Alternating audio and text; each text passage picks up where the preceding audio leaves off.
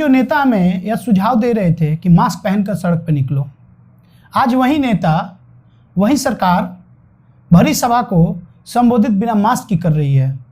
कल तक जो पुलिस 3-4 लोगों को इकट्ठा देखकर भड़क जाती थी और चालान काट देती थी, आज वही पुलिस उस भीड़ को संरक्षण दे रही है, उस भीड़ को कंट्रोल में रखने के लिए सड़क पर खड़ा है। जी हाँ, शुरू हो चुका है बिहार में राजनीति का खेल।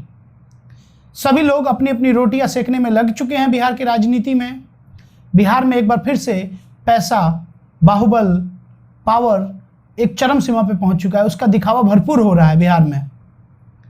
एक बार फिर से बिहार गुलाम होने के तौर पे आ चुके हैं। फिर से एक बार गुलाम होगा बिहार 5 सालों के लिए, क्योंकि हमारे बिहार में वोट लोग अपने हक के लिए नहीं देते हैं, बल्कि कुछ चंद पैसों के लिए, कुछ चंद नोटों के लिए, चाचा, मामा, ताऊ, बाहुबल, इन बातों पे दिया जाता है वोट। तो जो वोट खरीदेगा, जो चीज़ों को खरीद लेगा, वो उसे गुलाम ही तो समझेगा।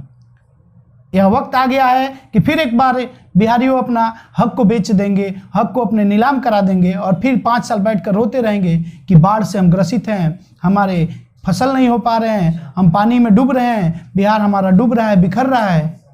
और आखिर क्यों नहीं रोओगे? आखिर क्यों नहीं डूबोगे बिहार?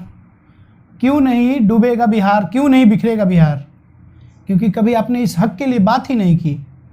जब आप बिहार में बाढ़ में डूब रहे होते हैं, तब यही नेता, यही मंत्री किसी 5 स्टार होटल में बैठकर अपने फ्यूचर की प्लानिंग कर रहे होते हैं।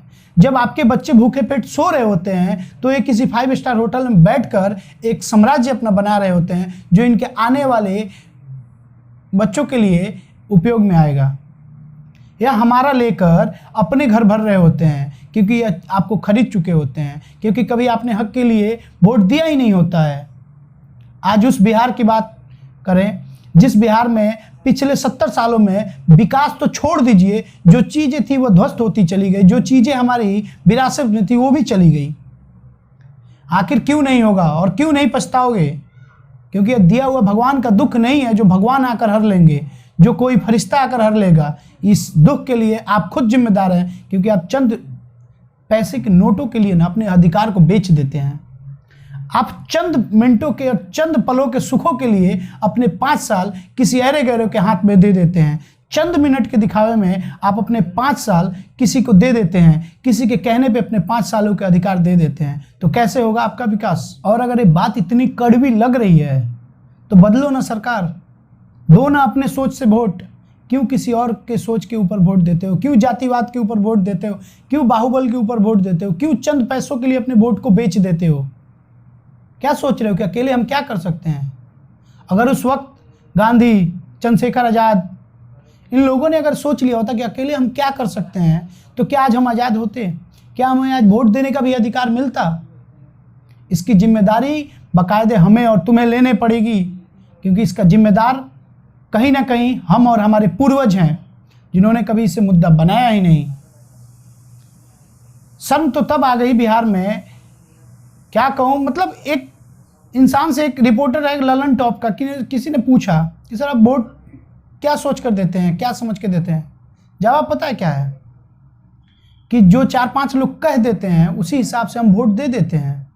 जो भी मन में आया उसको दे दिए, जिसे आज तक अपने अधिकारों का पता नहीं है कि किन अधिकारों पर, किन मौलिक मूल्यों के लिए हम वोट कर रहे हैं, हमें वोट करने से क्या फ़ायदे हैं, हम क्यों वोट करें और किसे करें, वो विकास की कैसे सोच सकता है? और मज़े की बात तो ये है कि एक रिपोर्टर ने पूछा किसी व्यक्ति से, तो उन्होंने बोला 15 साल में क्या होगा, क्या चाहिए? जो 70 सालों में नहीं हो पाया उसका हिसाब तो 70 से 70 का होगा। जो अपनी उम्मीद तक खो बैठा है वह क्या विकास करेगा? पागल तो बिहार के युवा हैं, जो बाहर की नौकरी छोड़कर बिहार में आकर बिहार के लोगों को बदलना चाहते हैं, बिहार को बदलना चाहते हैं, जो नासा से मिली हुई नौकरियों को ठुकरा देते हैं, ये वो इस लालच में कि हमारा बिहार एक दिन बदलेगा, हम अपने घर पे रह के सुकून की ज़िंदगी जी पाएंगे। उन्हें क्या पता कि हमें तो चंद रोटी और चंद पैसों के लिए काम करना है। हमें वोट का मतलब ही नहीं पता है, हमें विकास से कोई मतलब ही नहीं है, हमें अपने बच्चों को कहाँ पढ़ाना है, हमें भेजना है। हम भूखे पेट सोने की आदत हो चुकी है, हमें बाढ़ में हर साल डूबने की आदत हो चुकी है। तो हम क्यों? एक है लड़की आई हुई है बिहार में, अपने दावेदारी कर रही है पढ़ाई को लेकर, शिक्षा को लेकर, बिहार को बदलने के लिए कर ट्रांसफॉर्मेशन, टोटल ट्रांसफॉर्मेशन लगा लो शर्त, एक भी सीट नहीं आएगा उसका, क्योंकि हम जानते हैं, हमने अपने बिहार का इतिहास देखा है। हमारे बिहार में बाहुबल, पैसा, शक्ति, जातिवाद, चाचा मामा ताऊ, ये सब चलता है। हमने तो आज तक कभी वोट समझा ही नहीं, कभी वोट को अपना अधिकार समझा ही नहीं। हम तो चंद पैसे के टुकड़ों पर अपने वोट को बदल देते हैं। एक है पागल पप्पू यादव, जो दिन रात बाढ़ में मिलकर सबका सेवा किया और खुद वोट में हार जाता है, हर जगह खड़ा रहता है, बैकग्राउंड जो भी हो, नेता जो भी, उस पर कोई मतलब नहीं है, लेकिन क्या मिलता है?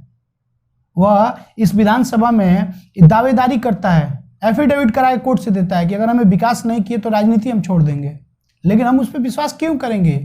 क्योंकि हम उसका पीछे का देखेंगे, आगे का उससे कोई मतलब ही नहीं। हमने तो बाहुबल और जातिवाद से मतलब रखना है। यह वक्त है, अगर इतनी बात कड़वी लग रही है तो एक ट्रांसफॉर्मेशन का सोचो। बिहार में कब शिक्षा और समय का वैल्यू मिलेगा? बिहार में कब तक हमारे बच्चे बाहर जाकर पढ़ाई करेंगे? हमारे बच्चे बाहर जाकर किसी और घर में रहने के लिए एक टूटी घर को भाड़ा देंगे रहने के लिए, कब तक रेंट पे करेंगे? कब तक हम अपने पैसे दूसरे को देते रहेंगे? कब हमारे यहाँ शिक्षा की व्यवस्था होगा? और इंडस्ट्री कब लगेगी हमारे यहाँ? केवल वादे में रहेंगे, केवल बस साइकिल मिल जाए, पैसे मिल जाए, पोशाक मिल जाए, अन्न मिल जाए, यही है हक? एक अपना हक कब मिलेगा? जिससे परमानेंट सॉल्यूशन कब मिलेगा? इस बात को लेकर वोट करें। और बुरा लग रहा हो तो गाली दे सकते हैं, कोई दिक्कत नहीं है, लेकिन अगर वास्तविक में अगर सोचिए तो बिहार को बदलने का वक्त है। और इसको तभी बदला जा सकता है जब इस वक्त सभी लोग एक साथ मिलकर अपनी सोच को बदले। जातिवाद, रिश्तेदारी, पैसे, बाहुबल, पावर से ऊपर उठकर वोट करें, तभी कुछ हो पाएगा। नहीं तो फिर से एक बार 5 साल के लिए बिहार गुलाम होगा। और ध्यान रखिए, नेताओं का तो क्या है, उनको कोरोना हो जाएगा, अभी तुरंत ट्रीटमेंट होगा, अच्छी खासी इनको ट्रीटमेंट मिल जाएगी। लेकिन हम और आप जैसे लोग जो रैलियों में जाते हैं, अपना ध्यान बाकायदा रखें, क्योंकि हमें जब कुछ हो जाएगा ना तो खुद हमारे पास नहीं आएगा कोई पूछने, क्योंकि इन्हें पता नहीं है कि झंडे ढोने वाली नेताओं का वैल्यू कितना होता है। जब किसी समस्या में पड़ जाओगे ना, तब पता चलेगा। धन्यवाद दोस्तों, देखते रहिए हिंदी गरिमा। मैं सुजीत सिंह, बहुत बहुत धन्यवाद आपका।